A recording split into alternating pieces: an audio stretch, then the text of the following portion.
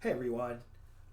In lieu of talking about this week's readings a great deal, I wanted to share some insights and to give you guys some tips because we're about a week away from your term paper being due, and you guys have been working super hard on it. I first want to start just by recognizing just how hard you guys have been working at getting your projects where they need to be. And I recognize that we're living in very, very, very changed circumstances. And so none of us are able to devote the amount of time and energy to our work that we might want to otherwise. And I want to let you know that that's actually okay. It's okay to say to yourself, I'm in a place where I can give this much to language and societies.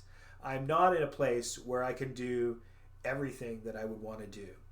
And yet, I know that a lot of you invested a lot of time and energy into your projects and you're continuing to do so. And I don't want to simply say, well, those things aren't important, as if nothing that you guys have done is important. I don't want to deny the obvious, which is that you guys are doing things that you care about immensely and that you guys are doing something important. And so there's a fine balancing act between saying, yes, what we're doing is super important, and also saying, yes, but it's really important that you guys stay well and take care of things that are really, that ought to be higher priorities in your lives right now. And I certainly am thinking the same way about my own life. Having said that, I want to give you guys some thoughts for this last week, for this last push as we move towards the end of the semester and move towards the completion of these research projects that you had on the go since January. And there are really some key things I want you to think about. The first is really to focus on what you can do, not what you might want to do. There's a saying out there that the perfect is the enemy of the good. And certainly there's also a corollary of that, which is that the good is the enemy of the done, which is to say that you want to, at this moment, think about what is actually plausibly, feasibly, potentially in my next week. What could I do in the next week that gets me to the point where I'm able to make some revisions? Now, all of you have papers already. You're all working on your papers that were written in March or in February. And so you're not starting from nothing. And of course, you have two pretty substantial sets of comments. And now is definitely the time to revisit those comments, but then also to ask questions. You should ask questions of yourself, of course, because you guys are always thinking about your projects and thinking about what you're doing, but ask me. If you have a question about the feedback I gave you, please email me and ask, or shoot me a message and ask. I'm happy to respond kind of on a 24-hour notice to any questions you may have. Don't feel that just because I sent you some written feedback that that's all you can get or that's all you're entitled to. It's not. But also feel free to ask other people. You have a set of peer reviewers' comments, but you also have your colleagues in the class, and they're all in the same boat with you, right? We're all in this together, writing these papers, working on these projects. Share ideas, ask questions. Does this make sense? Do I need more of this? What should I be doing differently? These are questions that you can reasonably rely on each other, even in a time when we have to be at a physical distance. Now might also be the time to return to your proposal. That is, return to that document written now, a few months ago, seems like a few years ago. Ask yourself, what's the same, what's different? What am I doing in this project? And where was I a few months ago? And am I doing the same thing? Or has it changed? By the way, it's perfectly fine. Projects change all the time. You write something, and then what comes out is totally different. You write a grant, and it's basically prospective. You imagine, well, this is what I might do if you give me this money, and then they give you the money, and you do something that has a family resemblance to what they gave you the money for, but actually could end up being quite different. That's actually okay. Happens all the time. There's no shame in it. And it's the same for a research project like this. The fact that you may be doing something different doesn't really matter, but it's important to do so consciously, to say like, I see what I've done differently. I see what I had planned to do, and I see what I'm now doing. let's move on knowing that I've made this change. Own it. Just say, I've made this conscious change. This is now what I'm doing. And then do that. Now, ultimately, in the handouts and the material that we discussed in really the first couple of weeks in the class back in January, I really set out that the goal of this project should be to answer one narrow question. It's having something to do with linguistic anthropology or language and societies. And I've emphasized again and again that really your goal is to just answer one question. You don't have to solve all of the world's problems. One of the things I've suggested, I think, to you guys before, but I'll suggest it again, is write that question down on a sticky note. Stick it to your monitor, stick it to your laptop. Put it somewhere where you can see it. It's a good way as you're revising to keep in mind, is what I'm writing helping me to answer this question? Is it elucidating an answer to that question, or is it not? And that really should guide whether something needs to be included or not. Most of what you actually need right now for most of you is not a massive expansion. It's not that you need more. It's that you need the right material to be able to answer that question. And so thinking about, okay, now I'm at the point where I should be able to answer that question. And it could still be tentative.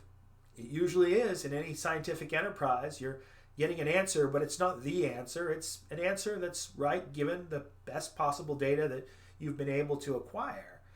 But being able to give an answer and say, actually, I have something to contribute, that really matters. The last thing I want to say is that this is not the end. That sounds pretty grim.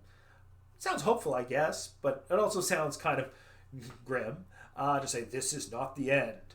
But what I mean by that is that the revisions that you make in the next week don't have to be, and in fact for many of you will not be, the end of your work on this project. That some of you have other goals in mind to present at a conference, or to build this into a set of comprehensive exams, or into a dissertation chapter, or something else, or to publish this as a paper. And I realize that at the moment all of those things seem hopelessly foreign as we're now in week 4 or 5 or whatever it is of being sheltering in place, locked down, quarantined, pick your terminology, I don't care.